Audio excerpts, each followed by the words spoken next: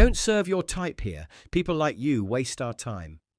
That's what Preston Crownley told Corporal Tristan Beckford before having him thrown out of the dealership, while still in full Queen's Guard uniform. "If you've got a problem," he added, "go cry to your precious prince." 24 hours later, that's exactly what happened. And who walked in next left the entire showroom frozen. But before we reveal what happened next, hit that subscribe button and drop a comment below telling us where in the world you're watching from. Now, without further ado, let's get into it. The morning light filtered through the curtains of Corporal Tristan Beckford's modest apartment. At precisely 5:30 a.m., his eyes opened, a habit formed through 12 years of military discipline that even his rare day off couldn't break. Tristan's walls displayed a life of service and passion. Between military commendations, HUDs had shaped both his love for cars and his approach to life. Glancing at his saving statement, Tristan confirmed the figure, £58,000, enough for a down payment after 7 years of careful budgeting. Today, he would visit Crown Line Motors, London's most prestigious vintage car dealership. Tristan paused before the mirror, considering his attire. Something about this milestone called for the uniform that had become part of his identity. "It's who I am," he told his reflection, and retrieved his ceremonial uniform. Crown Line Motors appeared on Berkeley Square like a temple to automotive excess. Taking a deep breath, Tristan pushed through the revolving doors. The interior resembled a museum more than a dealership. Polished marble floors reflected the warm lighting from crystal chandeliers. Each vehicle sat on a slightly raised platform, their paintwork gleaming under perfectly positioned spotlights. Shift in atmosphere his uniform had created. An elderly gentleman gave him a respectful nod that Tristan returned with a slight inclination of his head. 3 salespeople in tailored suits stood attending to customers. A fourth, a young man with an eager expression, noticed Tristan and took a half step toward him before a sharp look from across the room froze him in place. Tristan approached the reception desk, where a perfectly coiffed woman was typing. "Good morning," he said politely. "I was hoping to speak with someone about your classic car collection." The receptionist looked up, her professional smile faltering as she took in his uniform. "Do you have an appointment, sir?" "I don't know. I was hoping it might be possible to speak with someone today." Her eyes flickered to a man across the room. "I'll see if anyone is available. Your name, please?" "Corporal Tristan Beckford, Queen's Guard." She made a show of checking. As he moved away from the desk, he observed 2 new customers being immediately greeted by salespeople who had been fully booked moments earlier. Left to his own devices, Tristan began to explore the showroom. In the vintage section, he found what he had come to see, a selection of the finest British classics. And there was a sight that made his breath catch. A 1964 Jaguar E-Type Roadster, identical to the one in his grandfather's photograph, its British racing green paintwork gleaming under the lights. As if drawn by a magnet, Tristan moved toward it, unaware that his path was being closely monitored from across the showroom. Preston Crownley, the heir to the Crown Line Motors empire, adjusted his bespoke suit jacket as he in a perfect restoration with subtle modern improvements only a true enthusiast would recognize. "It's got the 3.8-litre straight 6, came a voice from behind him. Tristan turned to find an older gentleman with kind eyes. "Triple SU carburetors, if I'm not mistaken. They didn't switch to the 4.2-litre until late 64. "You have a good eye, sir," Tristan replied. "This is the earlier 3.8 with the aluminum dash and the smaller taillights that purists prefer." The man's eyebrows rose appreciatively. "You know your Jaguars, young man. Are you a collector?" "An enthusiast, sir. My grandfather was a mechanic who specialised in British sports cars." The man extended his hand. "Charles Wellington. That's my wife over there, being shown something far too modern for my tastes." "Corporal Tristan Beckford." "Queen's Guard, obviously," Wellington smiled. "I was Army myself, in conversation with Corporal Beckford here about this magnificent E-Type." Preston's smile remained fixed, but his eyes hardened as they flicked to Tristan. How wonderful.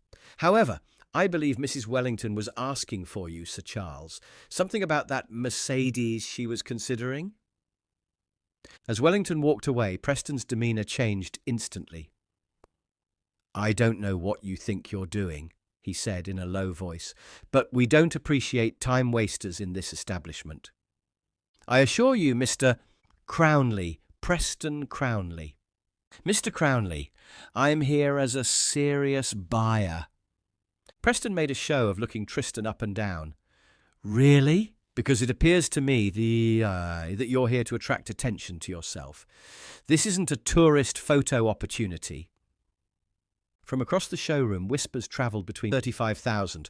Are you suggesting that a guardsman has that kind of buying power? After being dismissed, Tristan continued exploring the showroom, eventually finding himself drawn back to the Jaguar. Without thinking, he reached out toward the door handle to admire the perfectly restored chrome work. What the hell do you think you're doing? Preston's voice cut through the showroom.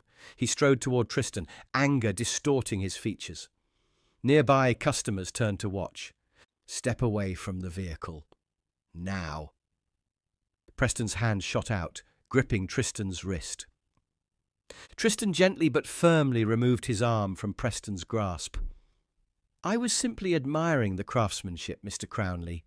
As I mentioned earlier, original radio and the replacement hood latches, which aren't period correct for a 64 model. Preston's face reddened. Oh, so you're an expert now? A palace guard who moonlights as a classic car authenticator. My grandfather restored these for 30 years, Tristan said. I grew up learning every component, every specification. This model has the Moss gearbox with the Synchro mesh on second, third and fourth, but not first. The engine produces 265 horsepower and can reach 150 miles per hour, quite revolutionary for its time. A murmur of appreciation rippled through the onlookers. Someone whispered, "He really knows his stuff." Preston's expression darkened further. Memorizing Wikipedia articles doesn't make you a customer. Dress up for tourists. Sir Charles Wellington stepped forward from the gathered crowd. Young man, your behaviour is appalling. This gentleman clearly knows these vehicles better than you do. Preston turned, momentarily flustered.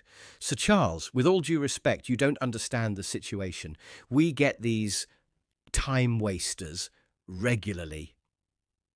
The only person playing pretend here seems to be you, Mr. Crownley, Wellington replied coldly. Preston's face contorted with rage before he regained his composure. I appreciate your opinion, Sir Charles, but I'm responsible for running this business. And part of that responsibility includes identifying serious buyers, he turned back to Tristan, which you clearly are not. I can assure you, Tristan began.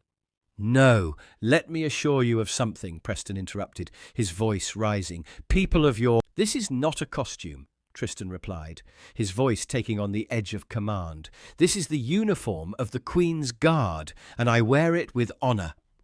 How quaint, Preston sneered. Well, Your Majesty's toy soldier, I'm going to have to ask you to leave. Security, please escort this person from the premises. Two men in dark suits approached. Sir, we need you to come with us, one said, not unkindly. This is unnecessary, Tristan said. I'm perfectly capable of leaving on my own. Then why haven't you? Preston retorted.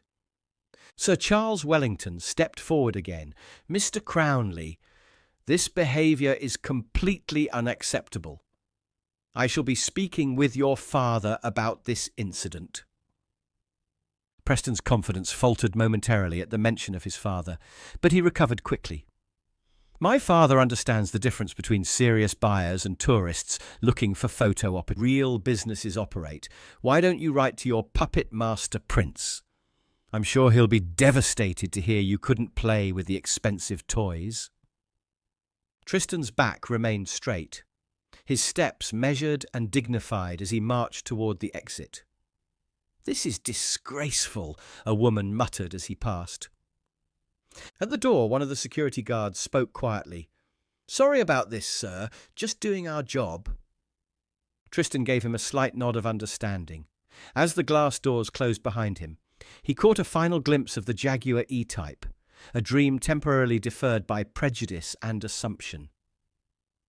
The barracks of the Queen's Guard stood in stark contrast to the opulence of Crownline Motors.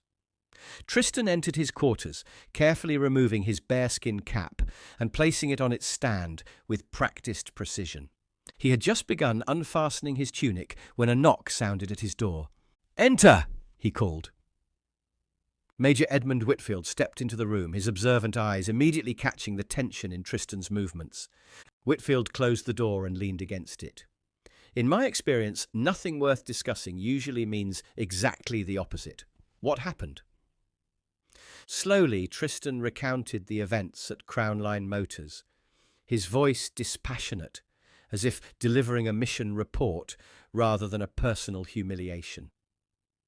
Whitfield listened without interruption, his expression darkening progressively. When Tristan mentioned the puppet master prince comment, the Major's eyes flashed with anger. "So this Preston character publicly humiliated you while you were in full uniform," Whitfield summarized. "Not just disrespecting you personally, but the regiment and, by extension, the Crown itself." "It was a private matter, sir. I shouldn't have worn the uniform off duty." "Nonsense," Whitfield snapped. "You have every right to wear your uniform with pride. This isn't about you being sensitive. This is about fundamental respect for what that uniform represents." "The father, nothing of consequence." "A misunderstanding," the prince repeated. "Corporal Beckford, would you characterize what happened as a minor misunderstanding?" Tristan stood at parade rest. "I came to view the Jaguar yesterday, sir, in my capacity as a private citizen interested in purchasing it. Mr. Preston Crownley refused me service and had security escort me from the premises." "Is this true?" Reginald demanded, turning to his son. "Father, he came in wearing that uniform," Preston protested. "It was obvious he wasn't a serious buyer." "And you determined his financial situation based on his uniform?" Reginald's expression hardened. "He's a guardsman, father. They make, what, £30,000 a year? The car costs £135,000? I explained that I had saved £58,000 for a down payment and was prepared to arrange financing, Tristan interjected calmly. I was nevertheless told that people of my financial standing didn't belong in this establishment. Prince William's eyebrows rose.